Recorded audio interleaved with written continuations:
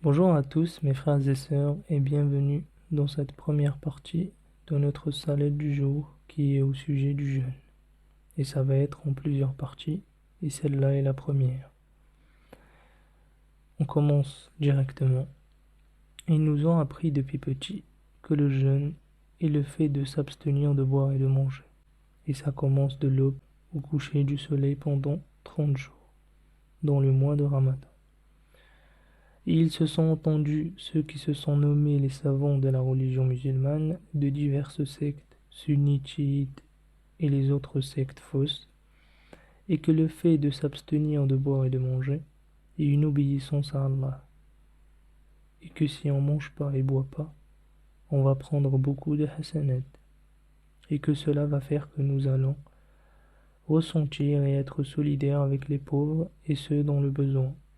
Il va faire que nous allons nous comporter entre nous avec amour et bienfait, comme disent les hadiths mensongers. Et parmi eux, celui-là. Tous les œuvres des fils d'Adam sont à lui, sauf le jeûne. Alors il est pour moi, et moi je récompense avec lui, etc. rapporté par l'imposteur Bukhari et le menteur Muslim et Abu Huraira.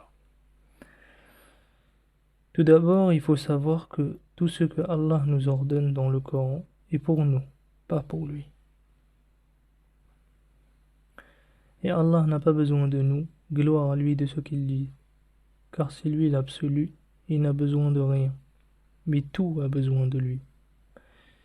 Et c'est nous qui avons besoin tout le temps et toujours de lui, car c'est nous qui sommes pauvres à Allah, comme il a dit dans le verset suivant.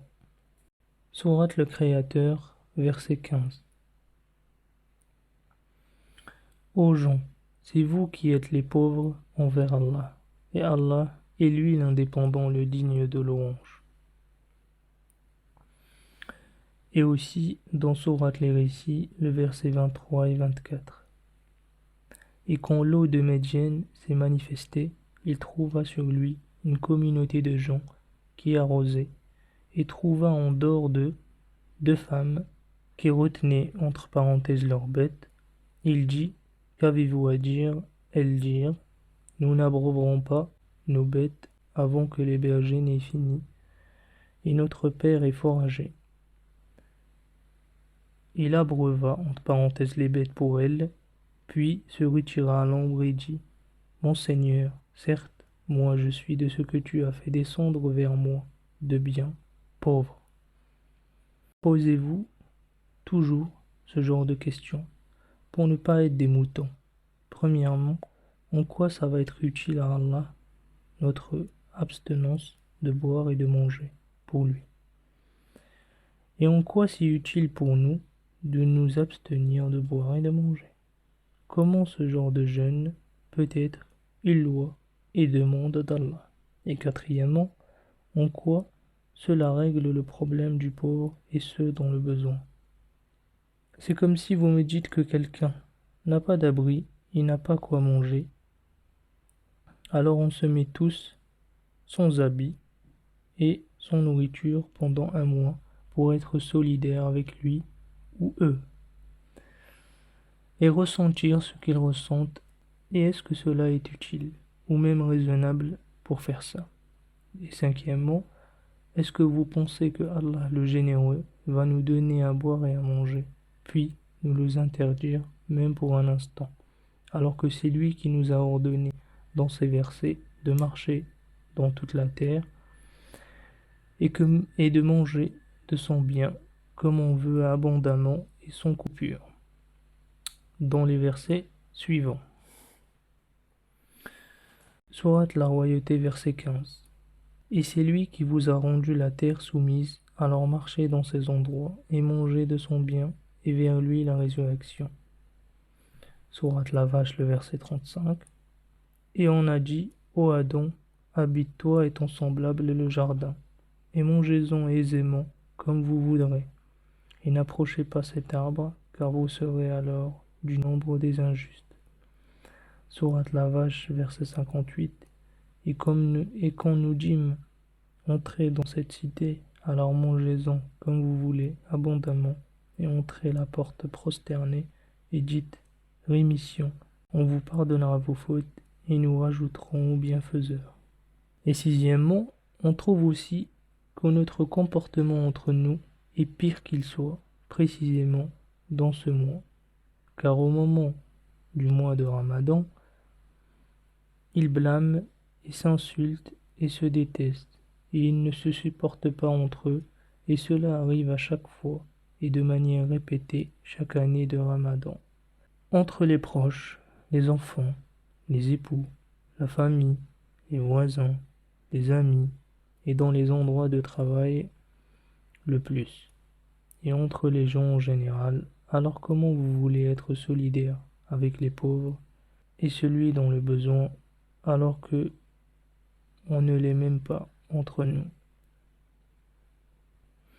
Et nous attendons avec impatience le moment de manger, et quand cela arrive, on est au sommet du bonheur, et aussi on compte les jours, en espérant qu'elles passent le plus vite possible, au point où on fête la fin avec la Eid, avec les 3 jours. Et on appelle ce Eid Eid al-Fitr, qui est Eid de la rupture du jeûne. Et on est tous contents de voir notre jeûne se terminer et de pouvoir manger. Une sorte de libération, carrément. Et si on regarde les prix des marchés et alimentations locales, on trouve comme par hasard et étonnamment que les prix augmentent de manière à souligner pendant tout ce mois, alors que normalement ce mois est censé être un mois de miséricorde et de bien, et le plus abordable, et pas un mois de profitage et de vol. Alors est-ce que leur mois n'est pas plutôt un mois de commerce et de gaspillage, et où soi-disant le compteur des Hassanettes explose? Alors en cela j'ai d'autres questions. Premièrement, pourquoi pour la plupart des gens c'est difficile, ils n'ont plus d'énergie? Et deuxièmement, pourquoi aussi ils sont heureux à sa fin? Et troisièmement, et pourquoi ils utilisent le sommeil au moment du jeûne comme moyen pour passer le temps? Et quatrièmement, alors pourquoi chaque pseudo-musulman qui vit dans un pays différent que l'autre doit jeûner des heures différentes que l'autre, entre parenthèses plus ou moins? Et est-ce que cela est équitable de la part d'Allah? Ici par exemple, il vit dans le pôle Nord et que leur mois de Ramadan tombe en été. Alors est-ce que c'est normal et juste qu'ils restent sans boire et manger pendant 20 heures et que les autres jeûnent 10 heures par exemple, pour excuse qu'ils vivent dans le pôle Sud? Et c'est comment pour celui qui vit dans l'extrême Sud où le jour reste 6 mois et la nuit reste 6 mois? Alors à quel moment il va jeûner et combien d'heures? Et cinquièmement, est-ce que le fait d'être solidaire avec les pauvres doit être avec le fait de nous empêcher de boire et de manger pendant certaines heures, alors qu'on sait pertinemment qu'au coucher du soleil, on va manger? Et à quoi cela va aboutir? Est-ce que ça va aboutir à quelque chose, ou plutôt en aidant ces personnes et en leur donnant à manger et avec toute forme d'aide possible? N'est-il pas plus juste et plus utile de faire ça? Et comme dit le hadith, celui qui nourrit le jeûneur pour la rupture du jeûne aura la même récompense que lui, sans que cela n'enlève rien à la récompense du jeûneur, rapporté par At-Tirmidhi et d'autres, numéro 807 authentique. N'est-il pas plus prioritaire de nourrir celui qui est dans le besoin et le pauvre? Sur cela, je vous retrouve dans la deuxième partie. Salut.